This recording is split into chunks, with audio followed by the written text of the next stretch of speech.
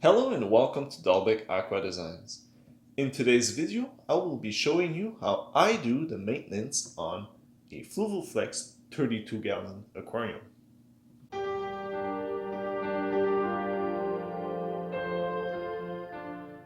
If you've seen my previous video on how to do maintenance on a 9-gallon or 15-gallon Flex aquarium, you will find that the maintenance for a 32-gallon is actually quite similar. When I'm ready to do the maintenance on my aquarium, I make sure that I have all the stuff that I need close. I put a towel to catch any spills, and I have my bucket and my siphon ready. So let's get our hands wet. Now careful when you're taking off the lid because there's always a bit of water. This is the back section where there's all the filtration going on. There's our output nozzle, our pump is right there, and we've got the two sponge units that are right there. But the thing is that there's a small section, you can see it right here. Usually I just put my siphon right into here, all the way to the bottom, and then I'm gonna just gently twist around the tubing to make sure that I grab anything that's at the bottom. I'm not gonna do that for both of the sections.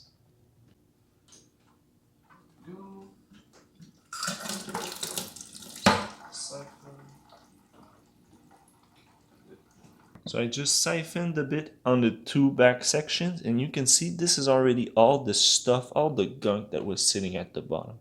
So make sure that you siphon these sections. Now I will gently unscrew the output nozzle, drop it in my bucket, pulling off my pump, take out the sponge unit. The thing that you want to do now is use your siphon again and siphon down these three sections. Because there's going to be stuff that's just going to be laying there. So you can already see that the water is getting dirty. Because these filters, believe it or not, but they're actually really efficient. So we're going to take our output nozzle and we're going to use our trusty toothbrush that's dedicated to aquariums, and we're just going to enter a bit, swish around, brush.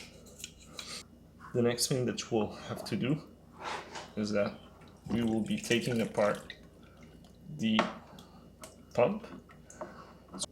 So now that we've taken out the tubing, we can see that there's actually some dirt on the inside, and over time this dirt is going to accumulate and it's going to block your flow and slow your filtration, and we don't want that. So what we're going to do is that I'm going to use a specialty brush that's on a cable. Once it's inside, I'm just slowly going to pull the brush out while twisting. This way we're going to get most of the gunk out. You're going to see this brush is really efficient. We can already see the difference. Like so, and there we go. Just one passage and it's good enough. This is the submersible pump. There's the front section right here. You're just gently gonna pull on it to remove it.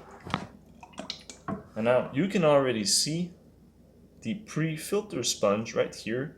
It's already dirty, so we're just gonna take it out, gently press it around in the water. You can already see the water is getting super dirty.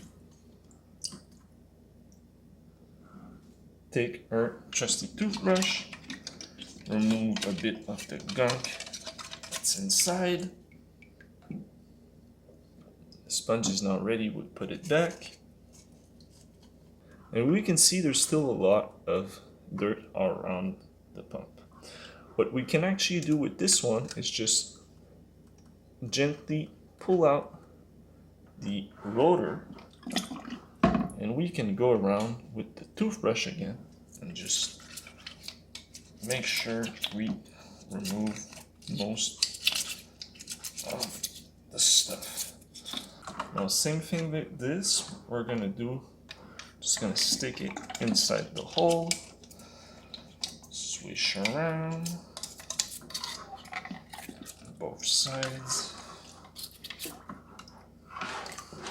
There you go, that's pretty much it. That's all we have to do. Put back the rotor, put back the cover, put back the tubing, and there you go. Pump is clean and ready. And now for the sponge. The first thing I do is that I take out the biological media. I don't run activated carbon in my filters. And then the sponge, this is the fun part. So I always take out the small piece of plastic, the hanger, hanging on the side of the bucket. And now you really just want to press it down. And you're going to notice quickly that the dirt inside your sponge is going out. Make sure you do it on both sides. So once you've pressed it down and you've removed all the dirt, you're simply gonna reload the biological media in the slots, like so. Put back the plastic hanger, and now it's ready to get put back in the aquarium. And so typically the filtration section, I will only take apart the sponge and the pump and clean it once per month. The rest of the aquarium, I'll always clean it each week, but the filtration only once per month. So now for the next part, what we're going to do is that we're going to clean the inside of the glass. What I like to use is to use one of these spongy sponges that is dedicated for the aquarium, and this way I can remove anything that's soft using this side, and if there's some algae that's a bit harder, I'm gonna use this more scratchy side. Note that this scratchy side is made specially for glass, and it's not gonna scratch up glass. It's actually just gonna remove the algae. And so let's go. You want to do this once in a while, just to remove any algae that goes on the glass. It's not a big deal if you have algae on your aquarium glass.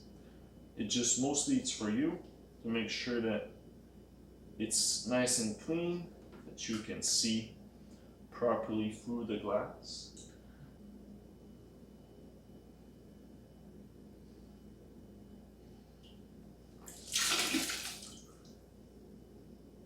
Another thing that's not really noticeable is the back plate. So there's a plastic black back plate on this aquarium, and over time there's going to be some algae that goes on it. So you also want to give a small rub on the back plate just to remove anything. So once this is done, now it's time to siphon again to remove more water, and we're especially going to try to remove all the water that had all the small algae that we just took off from the glass.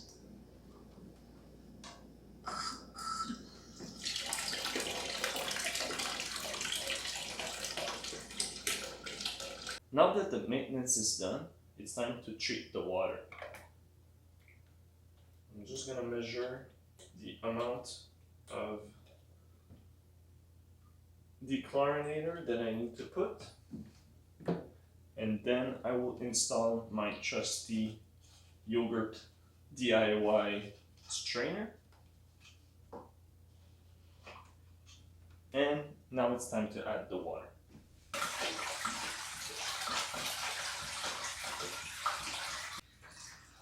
I fill the water all the way to mid-level of the honeycomb section.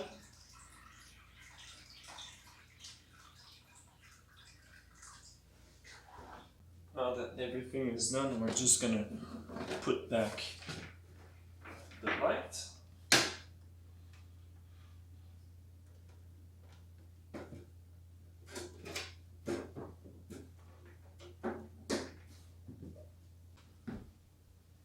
Clean up the corner glass with any watermarks. And so there you have it. This is how you clean a 32-gallon Fluvoflex aquarium. Thank you for watching, and I'll see you in the next one.